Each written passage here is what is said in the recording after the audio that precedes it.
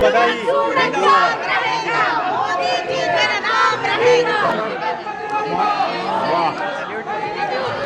बहुत खुशी हुई है, अच्छे दिन मेरे लिए आ गए हैं जापानी लोगों के। बड़ी आवभगत हुई, बड़ा ज़बरदस्त इस्तकबाल किया गया, रेड कारपेट बिछाया गया उनके लिए।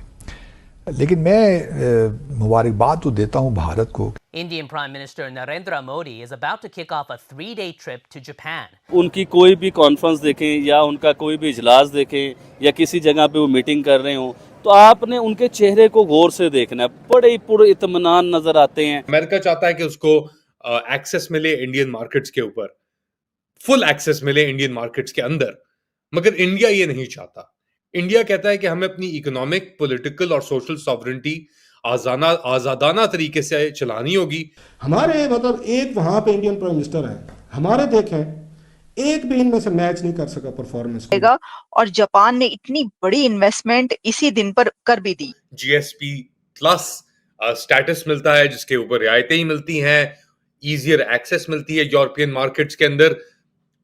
वो मुतासिर हो सकती है अगर पाकिस्तान ने ये सब कुछ नहीं दिया। क्योंकि जिस इंसान ने काम किया हो ना, जो इंसान गरीबों के लिए खड़ा हो, जिसने गरीबों का साथ दिया हो, तो वो इंसान टेंशन नहीं लेता। उसे पता है कि यार मेरे काम। आज क्या तकरीर किया उसने क्या दिखे, हम और Hindustan we have to deal. देखिए कितना इंसल्टिंग है। ज्यादा धूम मची हुई है और इतनी इसके अंदर इन्वेस्टमेंट्स हो रही हैं। नमस्ते दोस्तों, जय हिंद। हिंदुस्तान स्पेशल में आपका स्वागत है दोस्तों। Prime minister Narendra Modi Japan की राजधानी टोक्यो पहुंचे। टोक्यो पहुंचने पर प्राइम मिनिस्टर मोदी का भव्य स्वागत किया गया। प्राइम मिनिस्टर मोदी यहां भारत जापान के 15वें शिखर सम्मेलन में शामिल होने के लिए पहुंचे हैं। प्राइम मिनिस्टर मोदी जापानी प्रधानमंत्री शिगेरू इशिबा का निमंत्रण मिलने पर 2 दिवसीय दौरे के लिए टोक्यो पहुंचे हैं। प्राइम मिनिस्टर मोदी की यह यात्रा 29 से 30 अगस्त तक होगी। लगभग 7 साल बाद यह प्राइम मिनिस्टर मोदी का पहला जापान का दौरा है। जापान पहुंचने पर भारतीय समुदाय के लोगों ने प्राइम मिनिस्टर मोदी का भव्य स्वागत किया। भारत माता की जय और मोदी मोदी के नारे हर तरफ दिखाई दे रहे थे। जापान पहुंचने पर प्राइम मिनिस्टर मोदी ने फोटो शेयर करते हुए पोस्ट में लिखा, टोक्यो पहुंच गया हूं।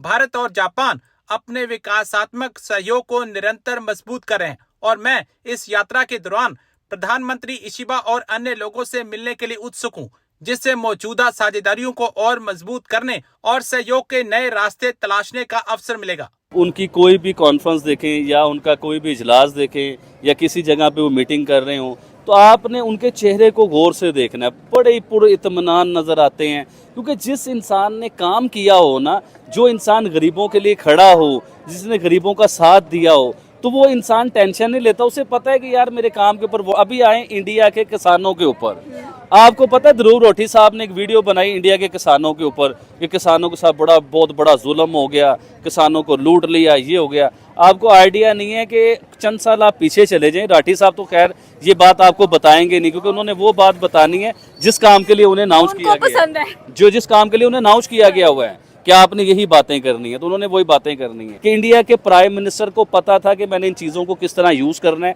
ऐसे तो देखिए ना कि दुनिया की 5वीं बड़ी इकोनॉमी ऐसे नहीं बन जाते, उसके लिए दिमाग चाहिए। किस तरह वो फॉरेन रिजर्व बाहर की दुनिया के पैसे अपने मुल्क में किस तरह डॉलर्स लेके आए, किस तरह उन्होंने अपने लोगों को पूरी दुनिया देखे ना। आप सिर्फ उनके प्राइम मिनिस्टर की बात करें, आप गूगल उठा के देख लें, आप ट्विटर उठा के देख लें, आप यूट्यूब उठा के देख लें, वहाँ पर सारी जगह पर आपको सीईओज इंडियंस नजर आएंगे। एंड यूके के अंदर 80% वहाँ पर आपको हिंदू दिखते हैं। मैडम, जिस चैनल पे हम लोग काम कर रहे हैं ना, मतलब जिस यूट्यूब के लिए काम कर रहे हैं, उसका सीईओ भी इंडियन ही है। तो आप इस चीज़ को छोड़ दीजिए। इंडियन तरक्की कर चुके हुए हैं, बहुत ज़्यादा पढ़ लिख चुके हुए हैं, उनके इंजीनियर दुनिया में माने जाते हैं, उनकी आईटी दुनिया में मानी जाती है। तो हमें देखें, इंडिया जो हम लोग कर रहे हैं, ये हम लोग इसलिए करते हैं कि आप लोगों को भी थोड़ी सी गैरत आए।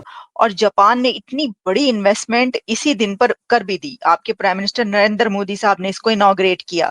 तो हमें बताइए कि इस गाड़ी के अंदर ऐसी क्या खुसूसियत है जो इतनी ज्यादा धूम मची हुई है और इतनी इसके अंदर इन्वेस्टमेंट्स हो रही हैं। देखिए एक चीज कि अब आगे आने वाला टाइम इलेक्ट्रिक व्हीकल का है, तो इलेक्ट्रिक व्हीकल ही चलेंगे ज्यादातर। अब भी आप देखिए इंडिया में जो नंबर प्लेट्स है, इलेक्ट्रिक व्हीकल की नंबर प्लेट हरी होती है, ग्रीन कलर की होती है। वो इंडिया में अगर आप मार्केट में निकलें, बाहर घूमते हुए निकलें, तो आपको 2-3, अगर आप 10 मिनट के लिए बाहर निकले, 2 या 3 ईवी जरूर दिखेंगे।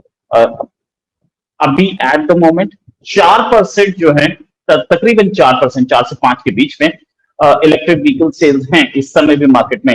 इलेक्ट्रिक व्हीकल स्टार्टिंग में प्रॉब्लम दे रहे थे कि हमारे पास चार्जिंग पॉइंट्स नहीं थे और हम कहाँ चार्ज करें इलेक्ट्रिक व्हीकल्स को, और एक बार चार्जिंग में 80 किलोमीटर जा रहे थे। अब वो नहीं रह गया, अब टाइम चेंज है।